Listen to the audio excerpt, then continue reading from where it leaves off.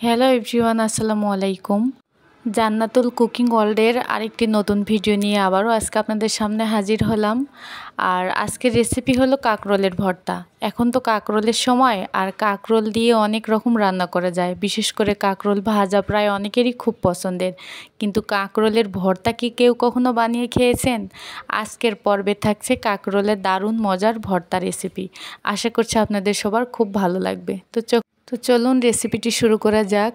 তো আমি কাকরোল ভর্তা বানানোর জন্য প্রথমেই কাকরোল নিয়েছি 10 থেকে 12টির মতো কাকরোল নিয়েছি। কাকরোলগুলো আগে থেকেই হলুদ, আর এগুলো অনেকটাই কষি। কাটার পরে ভেতরের বিচি অনেকটাই নরম ছিল, প্রায় একদম কষি জালি কাকরোল যেটা বলে। তো আমি ভালোভাবে কাকরোলগুলোকে কেটে ধুয়ে নিয়েছি। আর এই কাকরোল ভর্তা বানানোর জন্য আমার লাগবে কিছু রসুনের কোয়া, তারপরে শুকনো মরিচ, আর লাগবে হচ্ছে পেঁয়াজ কুচি। পেঁয়াজের পরিমাণটা একটু বরাবরই বেশি লাগে ভর্তা ভাজিতে।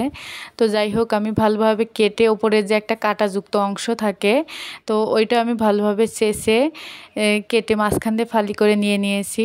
তো এখন চুলায় একটা পাতিল বসিয়ে দিয়েছি, এর মধ্যে আমি কাঁকরোলগুলো ঢেলে দিচ্ছি। দিয়ে 2 কাপ পানি দিব, আর সামান্য হলুদের গুঁড়ো দিয়ে দিব। তো দর্শক, আমার রেসিপিটি যদি আপনাদের কাছে ভালো লেগে থাকে, প্লিজ আমার চ্যানেলটিকে সাবস্ক্রাইব করবেন, আর পাশে থাকা বেল আইকনটিতে প্রেস করে রাখবেন, যাতে আমি নতুন কোনো ভিডিও আপলোড করার সাথে সাথেই আপনারা নোটিফিকেশন পেয়ে যান। আর অবশ্যই ফ্রেন্ডস অ্যান্ড ফ্যামিলি সবার সাথে আমার ভিডিওটি বেশি বেশি শেয়ার করবেন, আর আপনাদের মূল্যবান মতামত কমেন্ট সেকশনে জানাবেন। তো 5 মিনিট পরে দেখতে পাচ্ছেন আমার কাঁকরোলগুলো সেদ্ধ হয়ে গেছে। আমি এখানে 5 মিনিটের মতন জাল দিয়ে নিয়েছিলাম। কাঁকরোল সেদ্ধ হয়ে গেছে।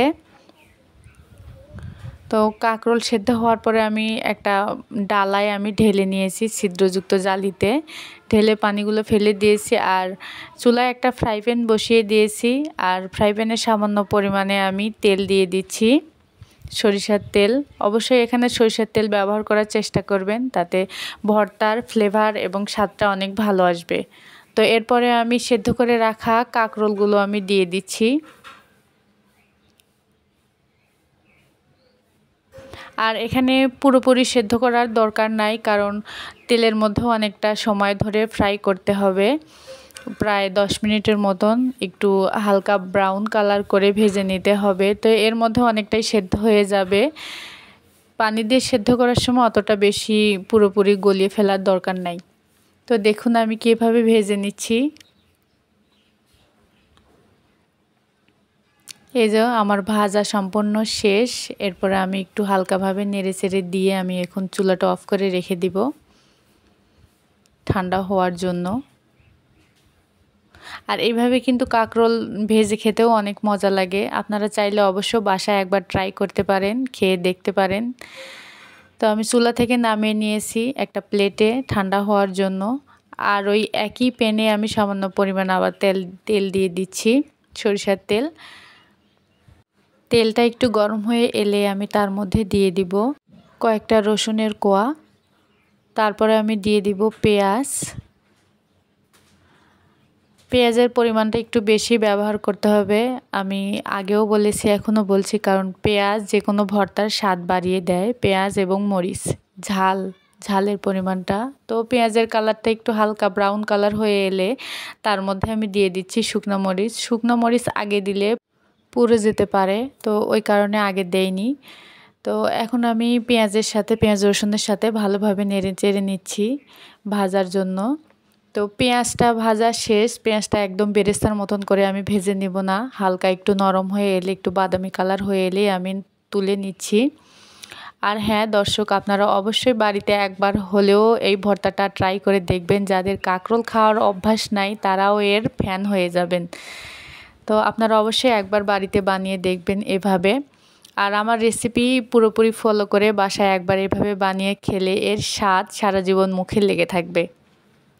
তো আমার পেঁয়াজ রসুন দুটোই ভাজা শেষ। এই পর্যায়ে আমি মরিচটা একটু মুচমুচো করে ভেজে নেব। তো আমার মরিচ ভাজাও শেষ, আমি তুলে নিয়েছি। এই পর্যায়ে আমি মরিচের বোটাগুলো ফেলে দিব, দিয়ে ভালোভাবে হাতের সাহায্যে গুঁড়ো করে নেব, নিয়ে ভর্তাটা বানিয়ে নেব।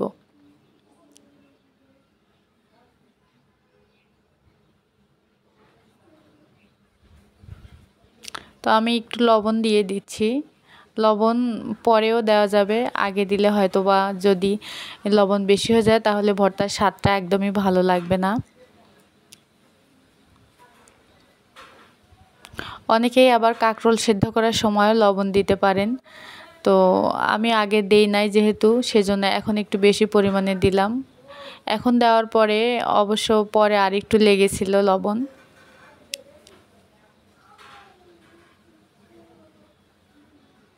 তো হাতের সাহায্যে ভালোভাবে রসুনগুলোও আমি গলিয়ে নিচ্ছি। তখন এটাকে আমি এখন মরিচ ভর্তার মতন বানাবো। দেখুন দেখতেই কতটা লোভনীয় লাগছে এখন। আর এই পর্যায়ে আমি দিয়ে দিচ্ছি অল্প পরিমাণে কাঁচা সরিষার তেল। সরিষার তেল এখানে মাস্ট ব্যবহার করতে হবে, কারণ সরিষার তেলে ফ্লেভারটা অনেক ভালো লাগে, ভর্তার ক্ষেত্রে তো জাস্ট ওয়াও। তো আমার মরিচ ভর্তা মাখানো শেষ। এই পর্যায়ে আমি কাঁকরোলগুলো হাতের সাহায্যে ভালোভাবে ম্যাশ করে নিব। দেখুন কতটা সফট হয়েছে। আর হ্যাঁ, এই ভর্তাটা আপনারা শিলপাটায়ও বেটে নিতে পারেন, শিলপাটাতে ভর্তা করলেও অনেক মজার হয়।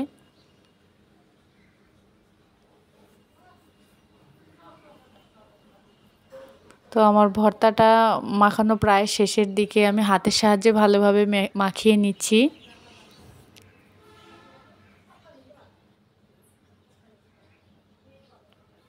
দর্শক, আপনাদের কাছে ছোট্ট একটা রিকোয়েস্ট, প্লিজ আমার চ্যানেলটিকে সাবস্ক্রাইব করে পাশে থাকবেন।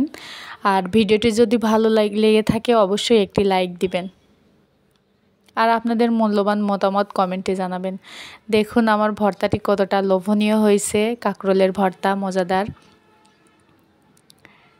আর এই ভর্তা যেদিন বাসায় বানাবেন অবশ্যই মনে করে চাল একটু বেশি নিয়ে নেবেন, কারণ ভর্তা দিয়ে নিমিষে 1 প্লেট ভাত খাওয়া হয়ে যাবে। তো আজকের মতো এখানেই বিদায় নিচ্ছি। আল্লাহ হাফেজ।